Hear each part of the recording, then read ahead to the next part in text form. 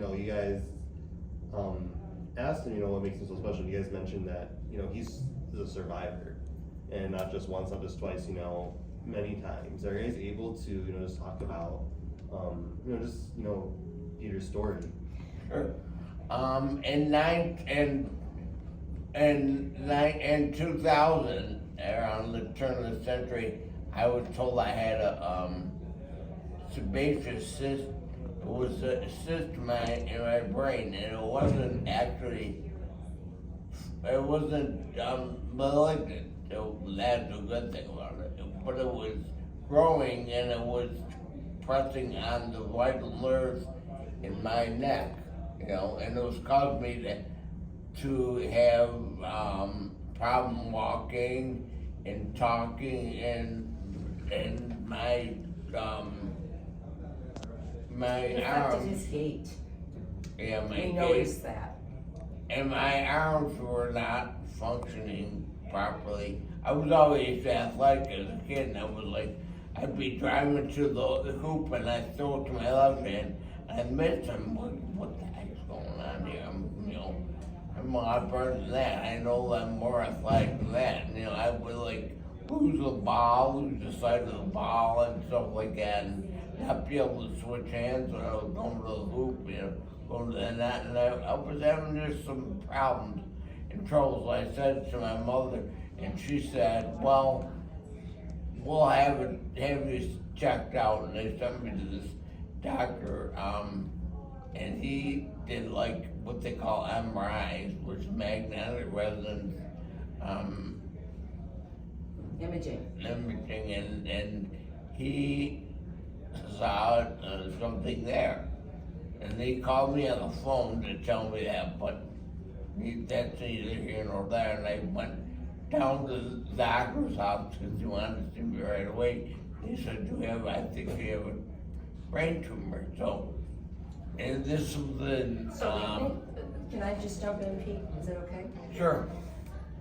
This was before the internet, when you can look something up and maybe get to where all the experts are, and there wasn't really anybody in Buffalo that was an expert in removing this type of epidermoid tumor. It's a skin tumor, and it's like if you took a cauliflower and shaving cream on it, it goes into all of the crevices of the brain. So the doctors that operated on him, to a team, they didn't really understand how to remove it, but they got as much as they could. And what we didn't realize then, because it wasn't well understood in the medical community there, was it was just gonna grow back. So he's had about 6 to 8 debulking surgeries, they call them. But when he moved to Charleston, he found out about a doctor at Duke through the web, who his name was Takanori Fukushima, and he specialized in epidermoid removal. And he invented special tools. He's world renowned. He just died a few months ago, but he trained a bunch of apprentices there in taking this type of tumor out. So now there's a Facebook page for it. People flock in different cities. They know who the experts are, who've been trained by him. And he literally changed my brother's life.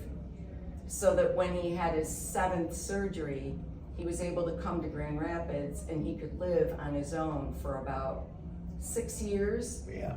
Until he started having grand mal seizures, and then he couldn't live alone anymore, and that's how he landed here.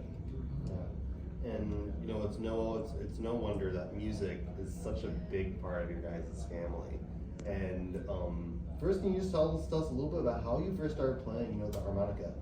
I just when I was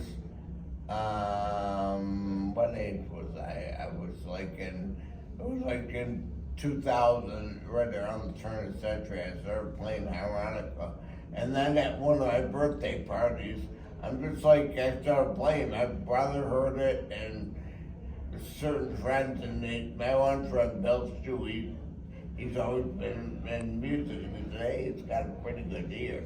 He recognized the fact that I could play by ear, and he said, so they bought me harmonicas, I practiced and got pretty good, and then I just practiced,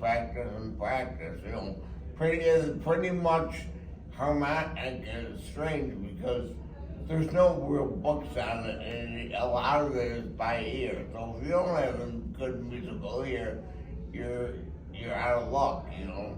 So but I realized I had pretty good ear, you know, because of the way we were raised. And we always sang and danced. Peter and I were the dancers. We liked to dance a lot. We always sang and danced. And then when he was in Charleston, where Joanne lives, he started playing with all the African American blues guys, the older men. So that when he finally came back after one of his surgeries, the bluesmen of Charleston collected a bunch of money for him and donated to him for his care, gave it to Joanne. It was amazing. And so he was very beloved within that community. Gary Irwin is the guy who really, you know, really started. He's the head of the Blues Society there, and he started it off, and he's the guy that I had playing at the library. He was like this. Like kind of a Delta blues guy. Yeah, he's like, he's still going. He's still on the web. Gary Irwin. Yeah.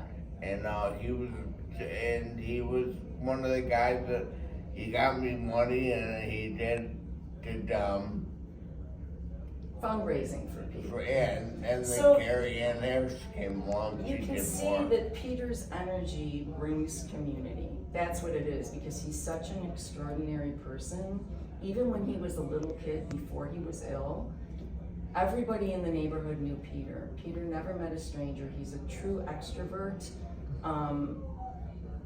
He just has incredibly magnetic energy. And that's why we're all here today. And you all being here today, you know, both of you guys, you know, what was it like, you know, for you and then for you as well, you know, Peter being able to play with his whole family there, and then Peter, you know, walking you through, seeing your whole family, and being able to, you know, play some pretty darn good blues. I've always had, but I never had the problem playing in front of people. I guess being an extreme extrovert, I never really had a problem with it. But you know, I just like playing blues music. It's a music of feeling, and it's all feeling. You're playing with your heart and everything. I always like that about it. But we used to practice and sing when we were younger for what they call the Perseverance Club, which is a club of Italian citizens that lived in East Buffalo. Yeah, from San Pio they come from. Right, St. Paul. That's where there's a city in Italy near L'Aquila, San Pio, and that's where our people came from. Paolini means little Paul. So in our little community, which was mostly a German and Polish community, there was a pocket of Italians, and they had a Perseverance Society, and there was a lot of singing and performing there. But seeing Peter play today, it's very moving to me to see him with the harmonica again, because I haven't seen him with the harmonica in a very long time, and to see my niece sing and my nephew sing and have everybody here is very special to us. It means the world. It means the world. You guys. And then I got into broadcast journalism, and because that was my first degree. I was wanting to be a news person. I went to with my friend Tulio Betalana.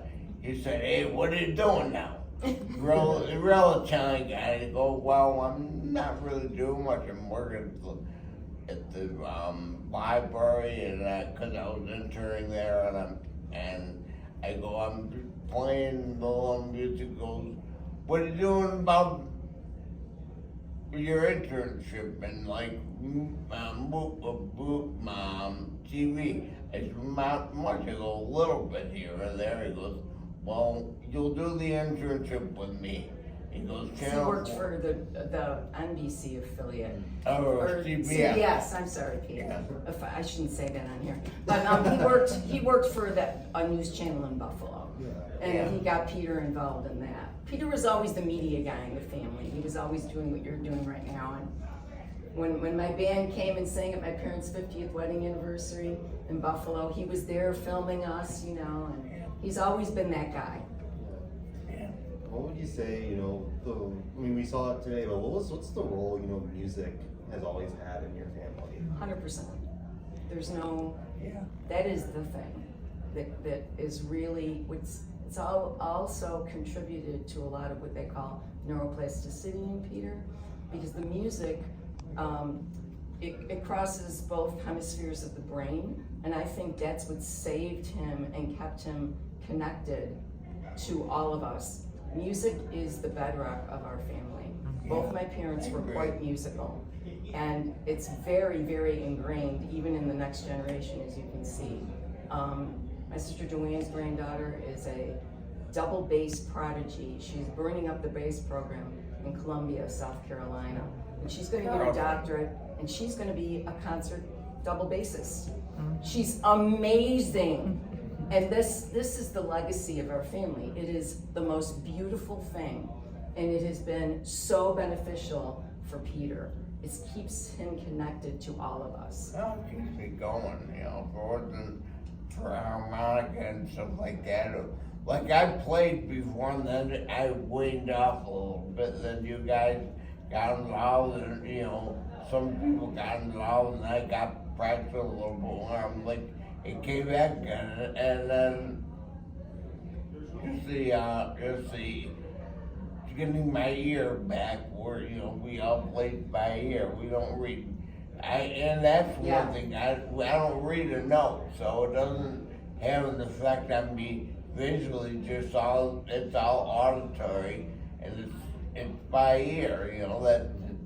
I have a little joke. I said, you know, my earlobes are killing me. It's hilarious. Now, this is my next question. You know, for everyone watching who's never had the privilege of meeting Peter, and they're just watching this story, and that's kind of the only glimpse they have into your family. How would you describe Peter to people? Love. He's pure love, pure soul.